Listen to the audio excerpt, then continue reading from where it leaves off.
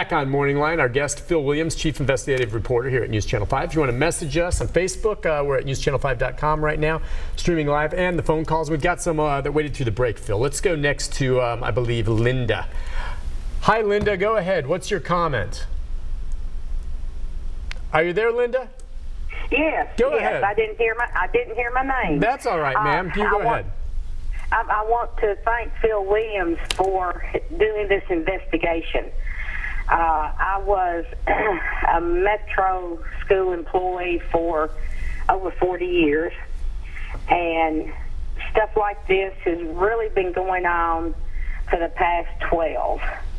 I was involved in a situation where I had reported some things that gone to MEA, and I had so much as far as gone to one of the board members, and we talked about the situation. I think it got some better, but several of us were harassed at our school because of a racial thing going on, and we didn't feel like that we were getting any support.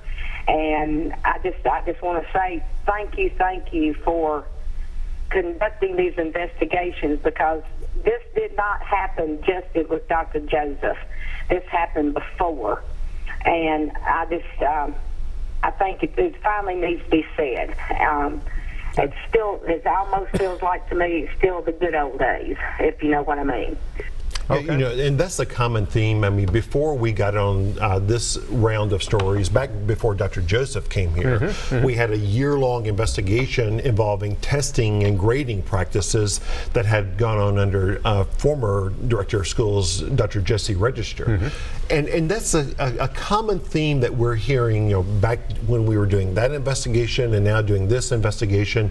There are so many school employees who feel like they're not being heard and that they have no place to go to. And you know, when we were doing the investigation of Register's tenure, it was an investigation we called Making the Grade. We ended up having 2 school employees risking it all, you know, becoming whistleblowers, going on camera to talk about, you know, the wrong that they had observed, and that tells you a lot, that people are willing to put their careers on the line. Yeah.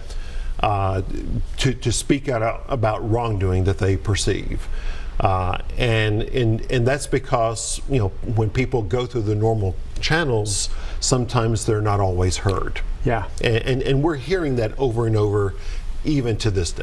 Okay, but there is a pattern, and so you just talk about going back to Register, and then you go back before that to Pedro Garcia, right, who you also did stories on. And look, I think we can all sit here and agree that being Director of Schools in Metro Nashville is an incredibly difficult job, and you're getting it from all sides. That's not to make excuses for what you've uncovered, but can you give me some insight into why it seems like every Director of Schools has had issues? They've been different, but has had issues. Yeah, and I think it, you know, really it's probably a question of leadership. Okay.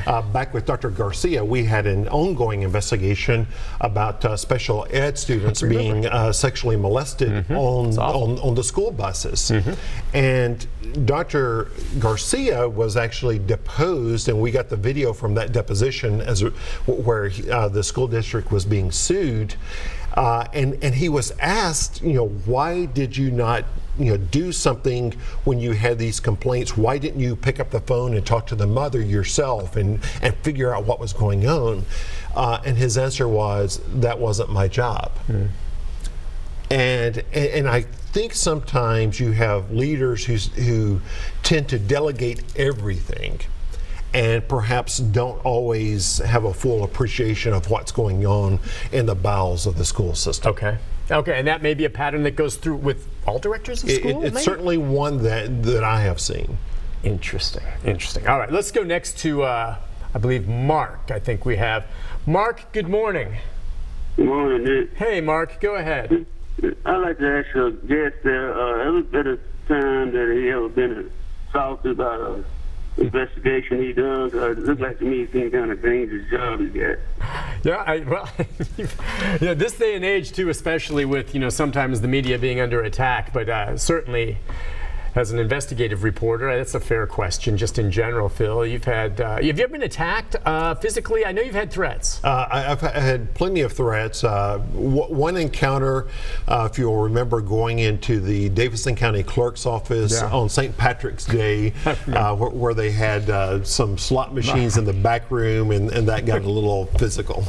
But yeah, and that's where you were walking in, and they were trying to push you out, but never physically hurt that way. No. But it comes with the territory, and you accept that as part of your job because you're out there to get the story, which has got to be admired. Let's go to Brian. Hi, Brian. Go ahead. Hey, Brian. Go ahead, buddy. Oh, hey. Yeah, poor Phil. I don't want to get Phil to get pushed around. I've been here 20 years, 18 years now in Nashville. I wouldn't want to see Phil get pushed around. But, hey, with the schools, I know somebody that works there, and they said that 2 of his top assistants, that they hardly ever show up, and that they have time cards. They look like ID cards, and you slide them to go in and out. Headquarters is in Berryhill on Bradford Avenue. And he said that these 2 hardly ever show up. And this person called it in as a tip. And I don't know if you're putting in. And they also said about that audit thing, this friend of mine who called into your tip line said, hey, watch the money, because, the money, a lot of these people are charging stuff, or they're doing expenditures when they should really be contracts. And not only that, but there's a lot of Visa card payments that have been going out that they've been paying that they don't know what they were paid for. That's why that audit is so necessary. And when they do that, he's definitely going to be gone. And some of his top guys he bought from Baltimore, they're going to be gone too. That's what I think. Well, we have certainly done a number of investigations regarding the spending of taxpayer money.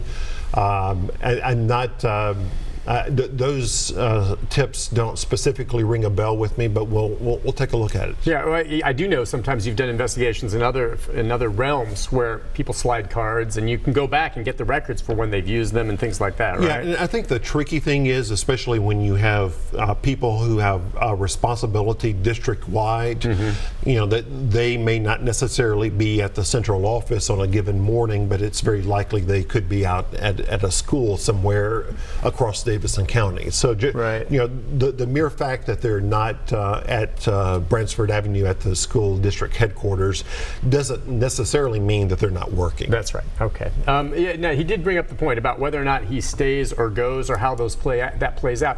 The boss of the director of schools are the members of the school board, correct? Correct. And the school board they're the ones who hired him, but now there's a new school board.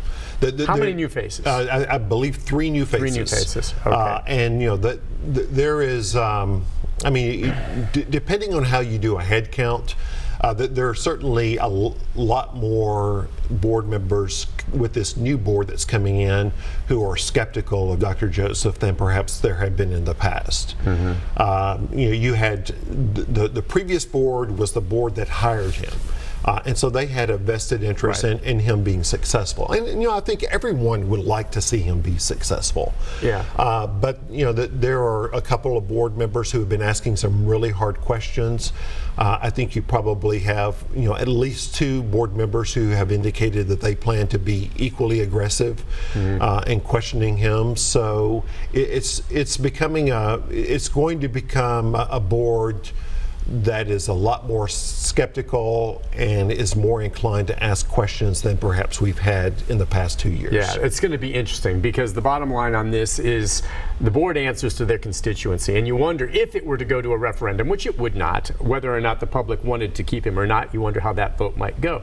And if it's enough against, these board members are going to have to respond to the people in their district. Yeah, I mean, and I think we're going to see... If you're a parent. Yeah, I'm going to think we're going to see a little more political pressure and... Right. If you're a parent, I don't see how you couldn't at least have some concerns about having some of these things that Phil has revealed being addressed. Listen, we got to take a break on that. And when we come back, more of our calls, more comments with Chief Investigative Reporter Phil Williams on his investigations into Metro schools right after this.